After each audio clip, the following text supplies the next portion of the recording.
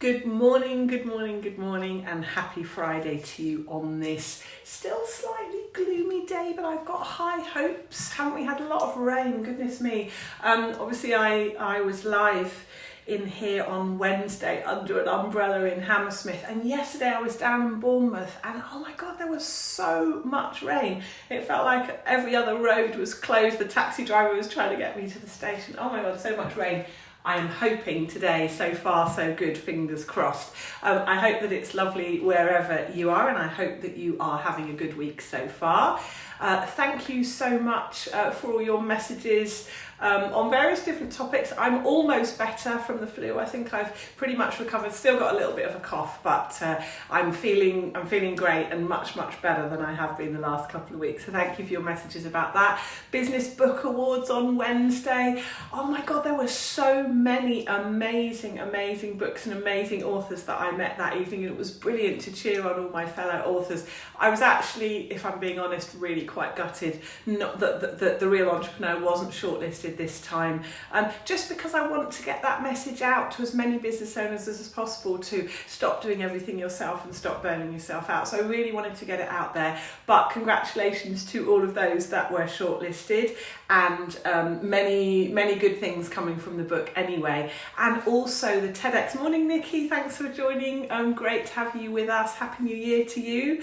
The TEDx talk. So again, thank you so much for all of your comments. That it's getting loads of views and loads of shares, which is brilliant. If you've enjoyed the TEDx or you want to help me get it out there, please put a comment directly under the YouTube video, because that helps with the algorithm and helps get it out there. Really great response, so I'm thrilled with that. So thank you so much for all of your lovely comments about that. And that is the topic of today's live. Those of you that have watched the TEDx talk will know that I talk about 3 steps to really building a business that works for you, avoiding overwhelm, avoiding burnout. And those 3 steps are getting really clear about what you're good at, stop doing everything yourself, and find the right people. And so today I want to talk a little bit about how you get really clear about what you're good at. And I'd love to hear your thoughts and any challenges you might have about getting really clear about this, because when I say to you, what are you good at, it sounds like a really simple question, and I think a lot of people will go, oh well, I know what I'm good at, but it's actually not really that easy to be that clear about what is it that I'm really good at, and in the context of my business, where is it, how is it that I add the most value.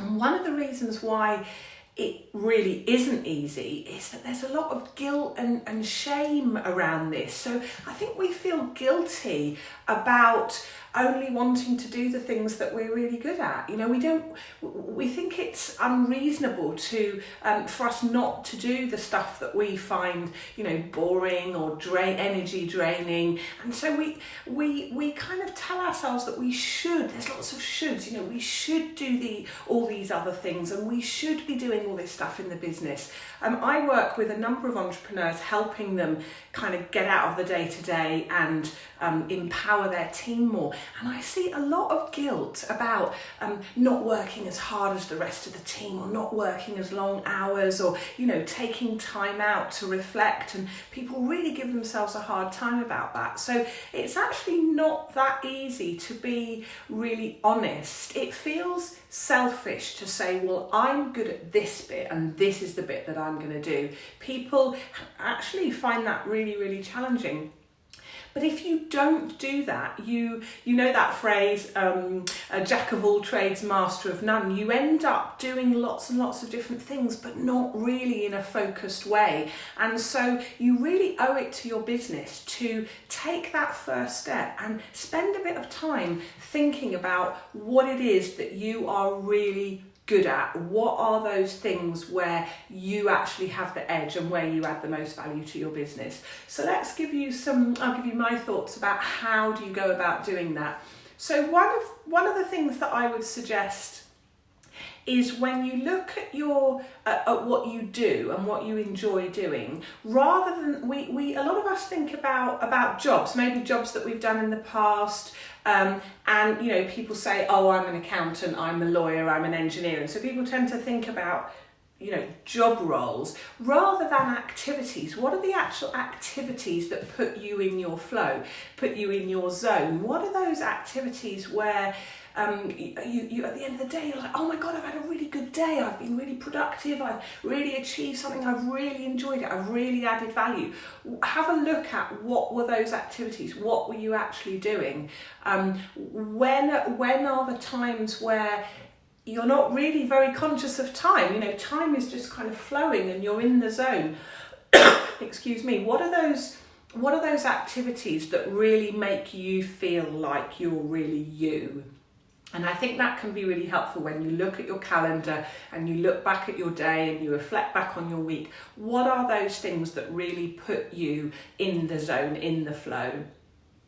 My next way of looking at things is really to try and separate yourself out from the business. So put your business hat on. You're a director of your business. And so don't think about you as an individual, but think about you as a director of the business. Put that hat on and really look at it from your business's perspective. What does your business need from you?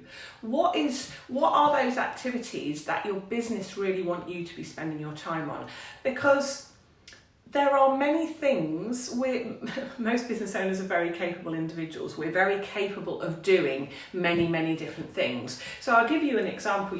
I'm actually very good at doing the finances, of doing a lot of the admin. I've been a right-hand woman a lot of my life, and I'm very good at doing all of those things. But from a business perspective, is that the best use of my time? You also need to start looking at your time and saying, what's the value of an hour of your time? And if you have a choice between doing this task or this task, what is it better for the business? What would the business prefer you to be spending your time on?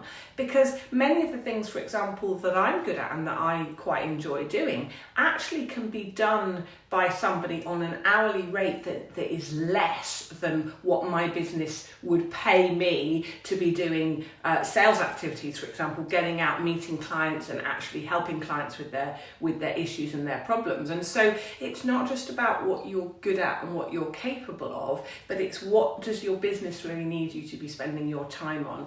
As your business grows, the value of each hour of your day goes up.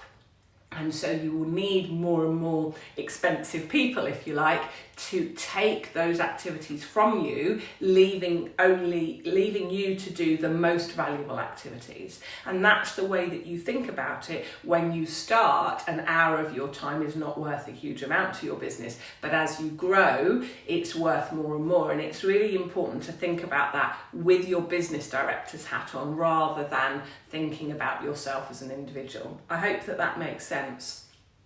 One of the ways to help you in this quest to get really clear about what you're good at is profiling. So I've mentioned profiling a number of times, and in my business I use Talent Dynamics, which is a profile tool that I use with all of my clients. And this has a look at your energies and helps you get a bit clearer about what really gives you energy and what drains you energy, and what puts you in your flow. And it can be, most of us are pretty self-aware, but it can actually be a really eye-opening experience. So if you haven't already got your Talent Dynamics profile, I would definitely recommend that you do that. There's a special offer that runs in this group, a special price. I don't make any money on these tokens, but I'm so passionate about this tool. Get yourself profiled. You can have a debrief call with me where I'll explain what it means and answer any of your questions, and particularly around what strategies are going to work for you as you grow your business.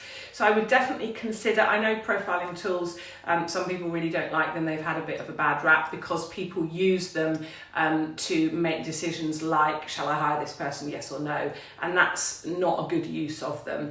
It's, do I want to hire this person? Yes. And now the profiling tool is helping me. How do I work best with this person? So we need to be a little bit careful about how they are used. For me, they're a tool to help you get more awareness about your own strengths and what you're really good at, but also help you build a team around you of people that will then complement you and bring different things to your business. So I really hope that you can spend the next few days really thinking about this. As I said at the beginning, it seems like an easy question.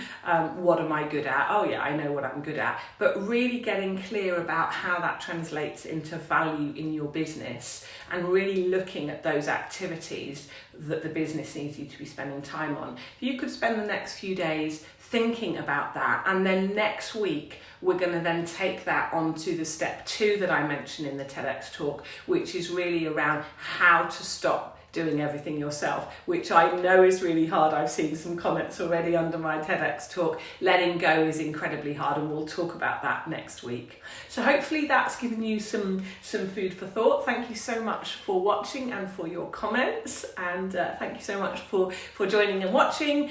And I hope that you have a great rest of your Friday and a lovely weekend, and I will speak to you soon. Take care. Thanks so much. Bye now.